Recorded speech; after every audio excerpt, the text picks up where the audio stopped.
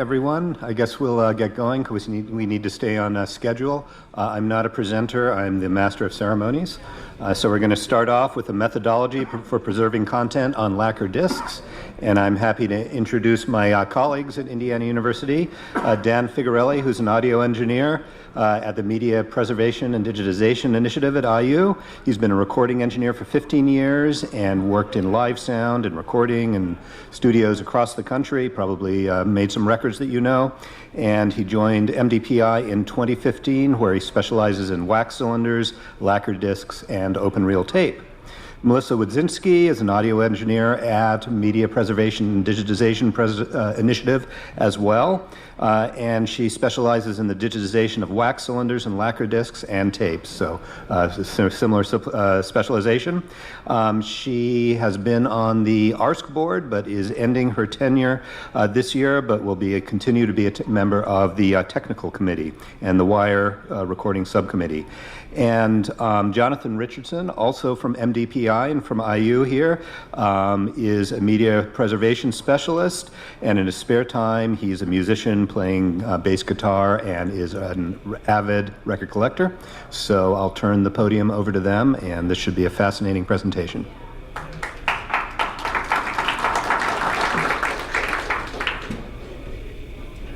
Thank you, Conrad. Thank you. Welcome, everyone. My name is Dan Figurelli. And today, along with my team here, we are going to talk to you about our methodology for digitizing lacquer discs.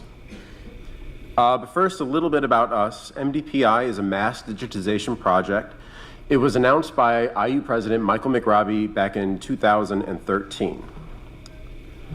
We were charged with digitizing all significant audio and video holdings across all IU campuses by the bicentennial in 2020.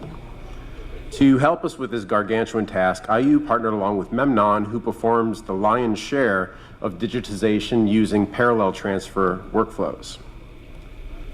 On the IU side, we handle the on the IU side, we handle the fragile formats and the problem items using a one-to-one workflow. Our original goal of digitizing 280,000 items has already been exceeded. As of this week, we were closer to about 320,000 items. Thus far, we have digitized approximately 1,000 aluminum discs and over 5,000 lacquers. So as we're doing this work, it's essential that we adhere to a lot of the standards and practices that were developed in YASA TC04 and in sound directions. And we've integrated a lot of these key principles from these publications into our daily procedures and workflow. And we're going to go over a couple of those today. Adherence to best practices, reducing and limiting risk, optimizing our workflow efficiency, attaining the highest level of accuracy as possible, maintaining the freedom to make subjective judgment decisions in the future, and then also maintaining the physical carrier, or in other words, do no harm. So, yeah, not too good, is it? We have to take action now to combat the detrimental effect of degradation to these lacquer discs. As you may know, many of these lacquer-coated discs will eventually succumb to plasticizer exudation, which in turn is going to lead to cracking and delamination and ultimately loss of content, which we never want. So since this is a time-sensitive process, the sooner that these discs can be digitized, the better. Before we can do that, though, we have to know exactly what we're dealing with, right? So this is a pile of lacquers that was discovered in an old attic of IU's Franklin Hall, and we may be hearing a little bit about these discs a little bit later from Patrick and Jonathan. But I'll just say that there was a lot of curiosity about these discs when they were first discovered. They were stacked in an attic and left alone for over 50 years. So how did these discs go from a dusty attic to being preserved, cataloged, digitized, and stored properly, and eventually into an ARSC presentation? So it requires a few steps, is what I'm getting at. And the first one is to our SMART team, who will carefully go through each item one at a time. Strategic Media Access Resource Team. They will ensure that our items are properly cataloged and transported very carefully and properly. They're given instructions on what materials to prepare for us, and then also process items one at a time into our physical object database. These items are assigned a unique barcode that will remain with the item throughout the entire digitization process. They are grouped into batches, loaded into bins, packed with foam, and carefully delivered over to us at MDPI. And the first place that they're going to go is to Jonathan Richardson, who's now going to take you through the process of preparing these disks for digitization.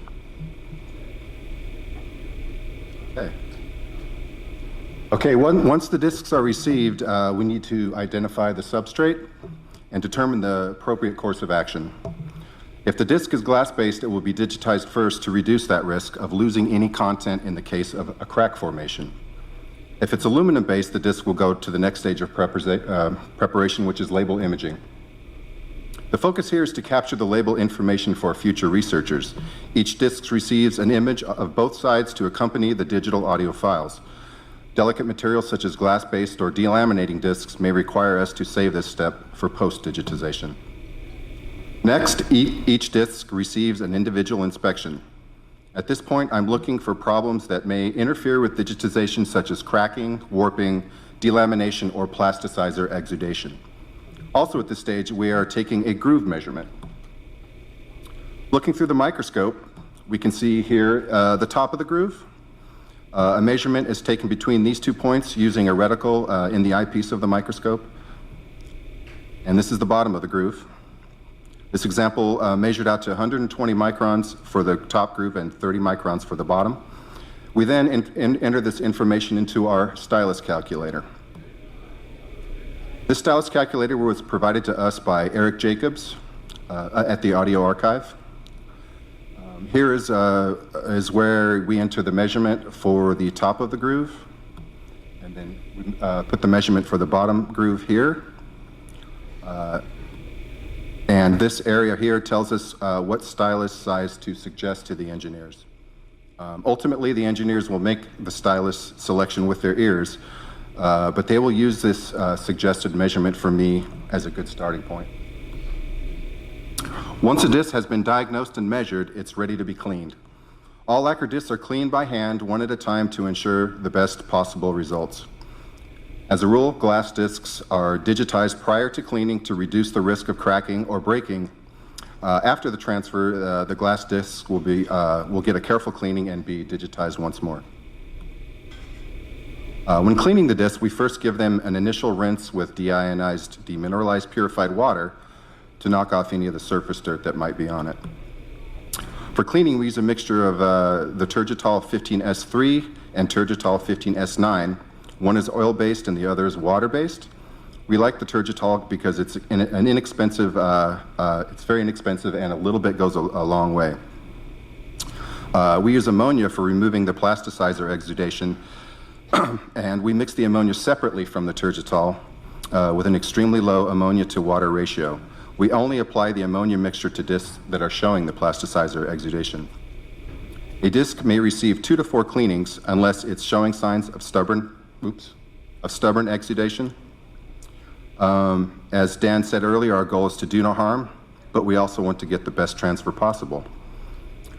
So if we were having if I'm having difficulty removing the exudation, we may try transferring it first and then reevaluate later to see if we can get a better transfer. We use 2 different cleaning brushes, one for cleaning and one for rinsing. To keep the labels dry, we use a device called a label saver. The one pictured here is made by a company called Groove Master. In addition to keeping the label from getting wet, the handle allows us to also safely move the disc around without touching the grooved area.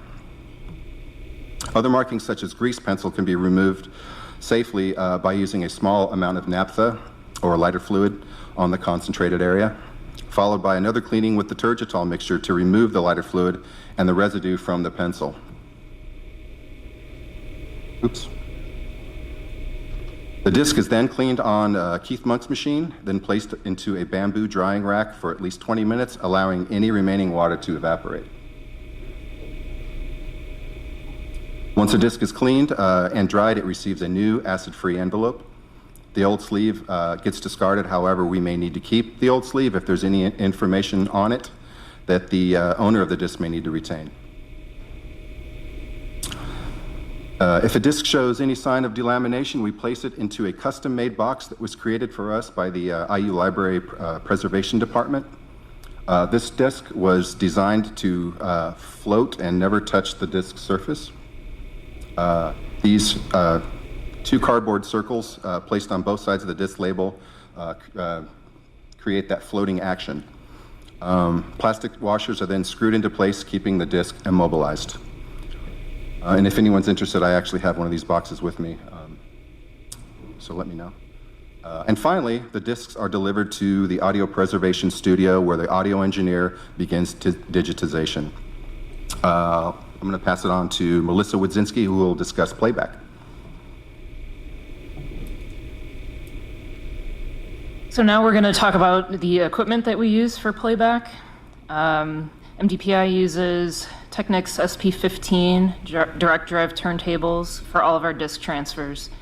They're outfitted with SME 3012R tone arms, and we have Stanton 500 and Shure M44 cartridges with a variety of different shape and size styli.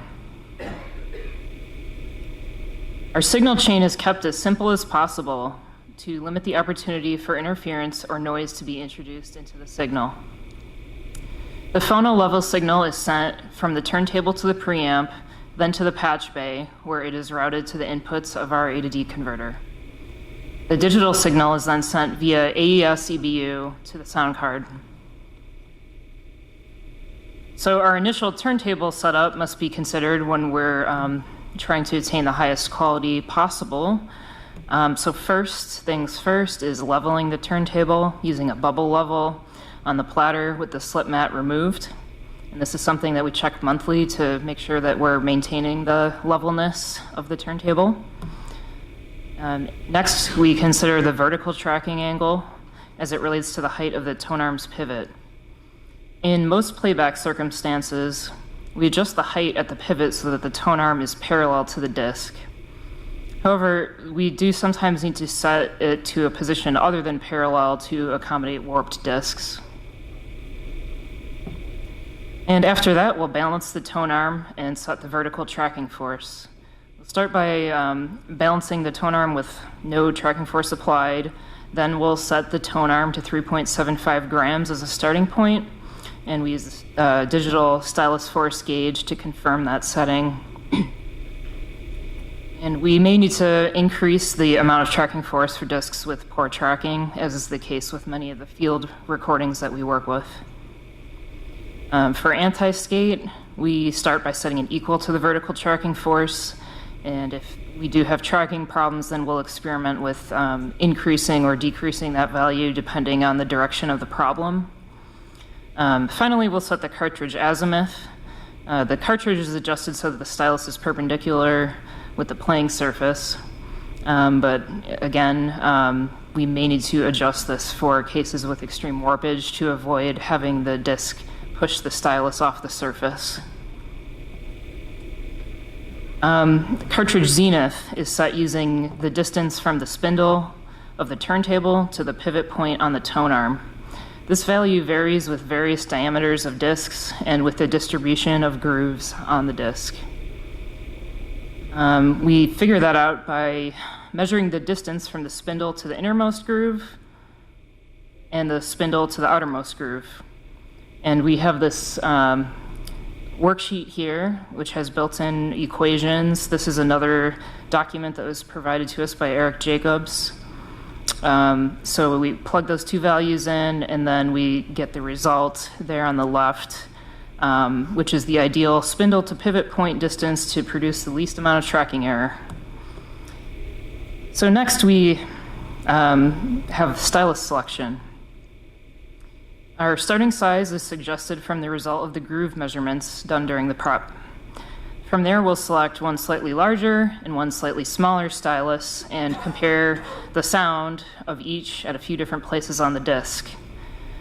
We'll then expand our selection and try even larger or smaller styli if we notice a trend of improving sound quality in either direction. And we record those stylus tests so that we can go back and forth as many times as necessary without causing extra wear. So the factors that we consider when we're choosing a stylus are the quality and loudness of surface noise, the presence of distortion in the desired signal, the frequency response and dynamic range of the content, overall level, and how well the stylus tracks in the groove. So the preamp that we're using is the TimeStop TO1 EQ, designed by Dave Cawley. And this unit provides 2 output signals.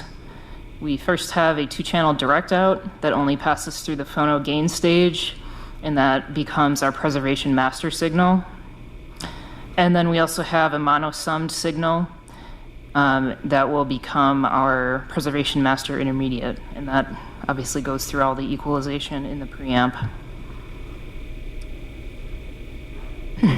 So the discs that we transfer are largely field recorded discs with non-standard equalization. So we'll select playback, equalization, turnover, and roll-off settings by ear for each disc.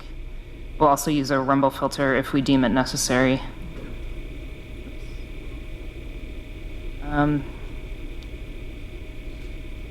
So we have our 2 files. We preserve the 2-channel preservation master file in order to distinctly preserve the content on both groove walls. The majority of our content that we're digitizing is mono, so our preservation intermediate will be either mono-summed or the left or the right groove wall if one sounds much better than the other. Obviously, if the source is stereo, then we'll have a stereo intermediate as well. So our mono-summed output can be created with any ratio of the left to right channels using the blend knob. Normally, we're looking for the signal maximum in our mono-summed output. To find that, we'll switch summing from left plus right to left minus right, and then we'll actually find the minimum using the blend knob. At that point, we'll switch it back to left plus right, and that equals the signal maximum.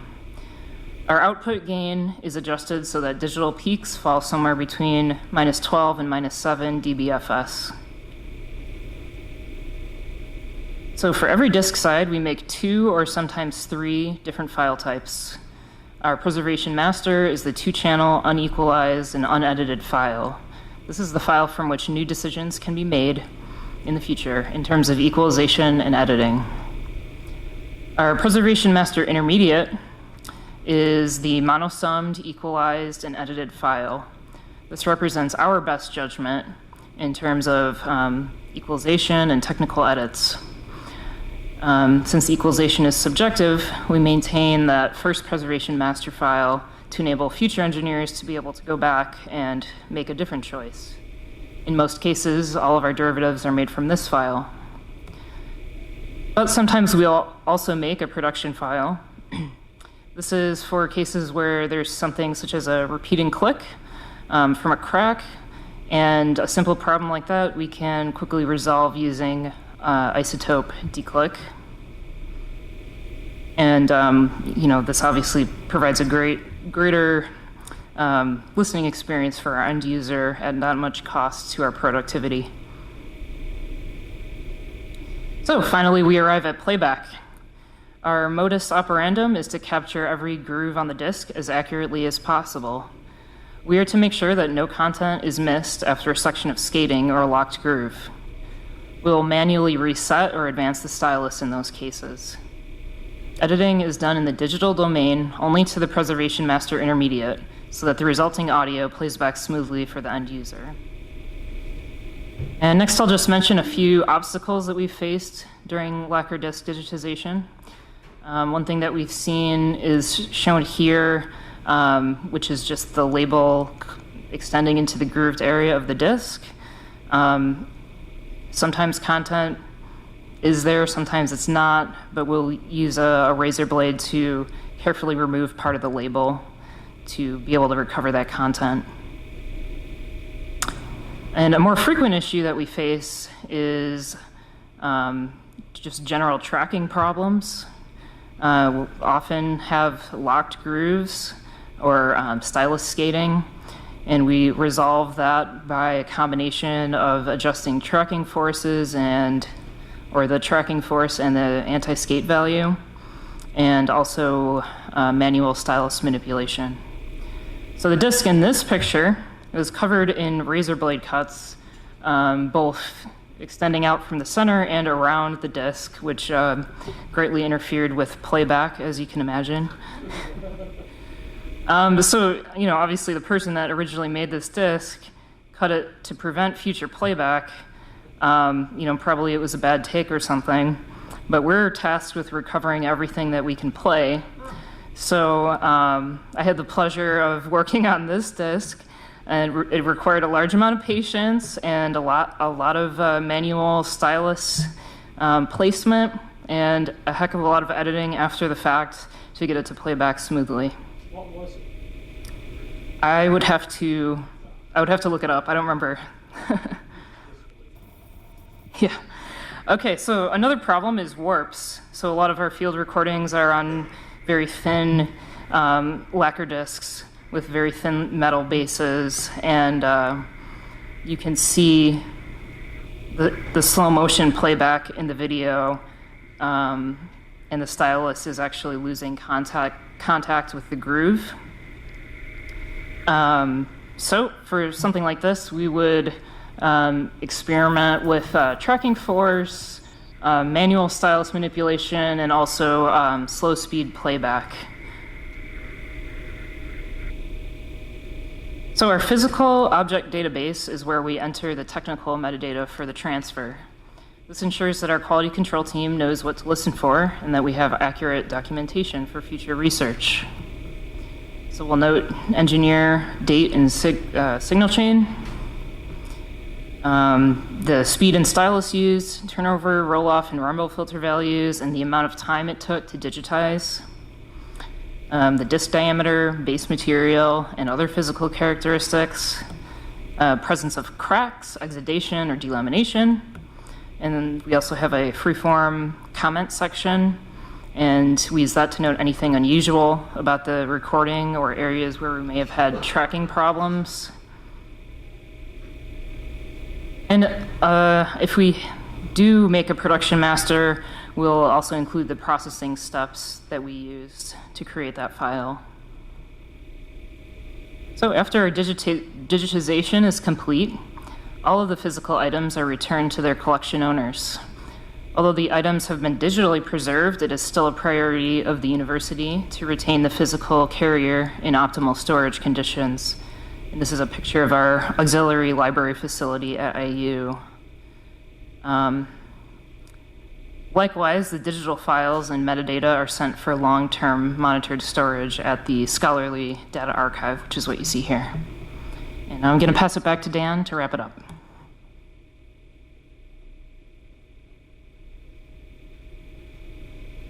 Thank you, Melissa. So just to recap really quick, our workflow is based on these guiding principles that shape our entire process. By adhering to the best practices, we're following established workflow concepts. Careful transportation, cleaning discs by hand, measuring grooves will basically allow us to reduce and limit risk. By adapting a division of labor, we can by adapting a division of labor between preparing and digitization, we're optimizing our workflow efficiency. To attain the highest level of accuracy possible, each disc is handled very carefully throughout the entire process, and our equipment is carefully calibrated. By creating a preservation master file, this is going to allow future engineers to make their own choices regarding playback, equalization, and technical edits. And of course, do everything necessary to maintain the integrity of the physical carrier.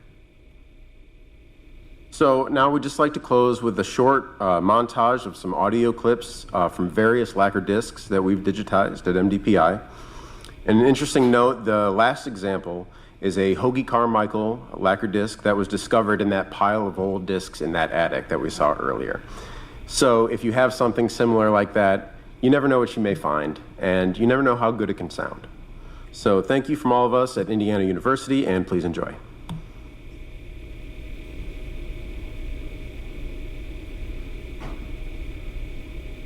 It's a different kind of a science fiction story. Ray, would you give the folks the gist of it or the theme of this?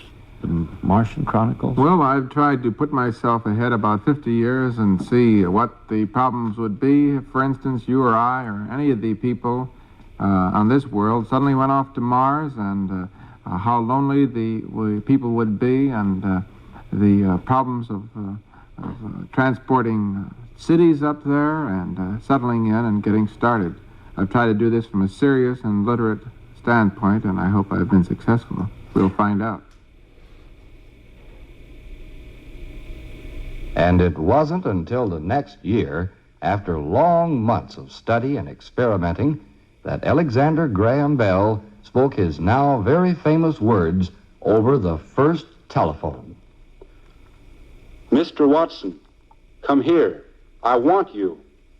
And did Mr. Watson hear Mr. Bell speak over the telephone? Yes, indeed he did, Jane. And you know, at that time they used a telephone with about the same things in it as our modern telephones have in them. You mean first the air was set in motion by Mr. Bell's words, and then they were changed into electrical vibrations by the carbon particles and the diaphragm, Johnny. That's right. Go right.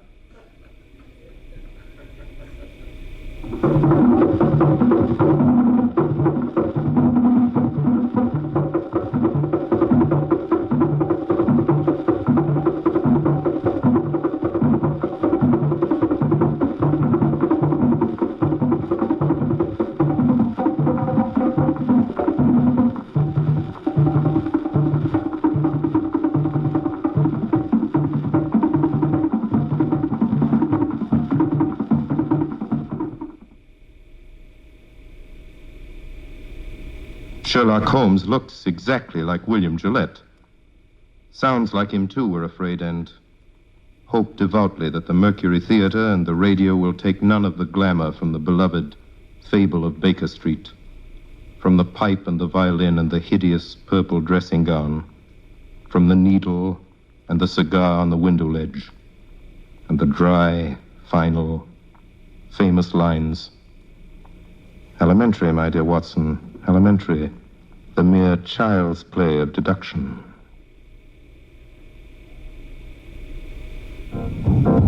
Well, a monkey heard swing down a woola-wooling. He got bit by the beat of it. Hopped up on the hippo's back. With a grin he went into his dance.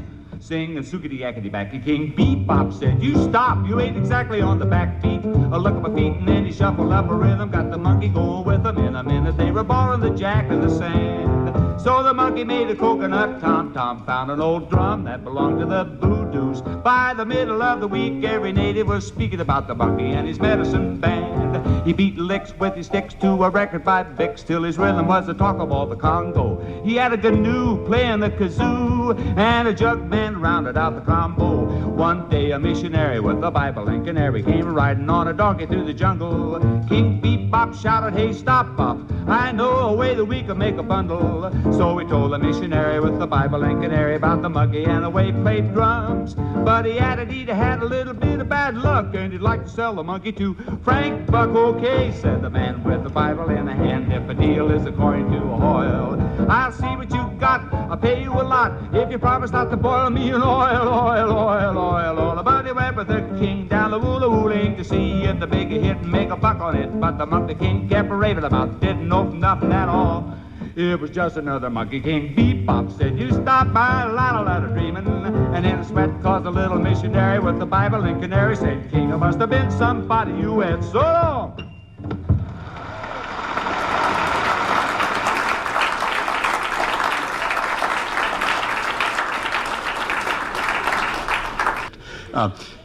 So I think we've got time for a couple of questions, if anyone has them. Okay. As a performer and announcer for Philadelphia Public Schools Studio Schoolhouse, which lasted until around 1970, I left in '68, we don't have more than maybe 2 or 3 programs that a couple of my friends held on to. And they don't have any of the ones that I was in, though. But so we had the same situation of we've asked at the Philadelphia Public Schools that ran it.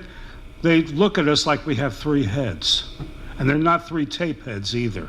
So, so it's a situation all over. I don't know why the educational systems discarded all of that stuff. They used it, for Studio Schoolhouse was on the air for like 35 years. They announced it at the beginning of each episode. Well, we hope some will turn up. Have to scour those attics. If you find any, let me know. Getting back to the technical side of this presentation, how often or do you check wear on your styluses? We don't really have a way of doing that at this point. So if you have a method for checking wear, we'd like to hear it. You look at them. Thank you.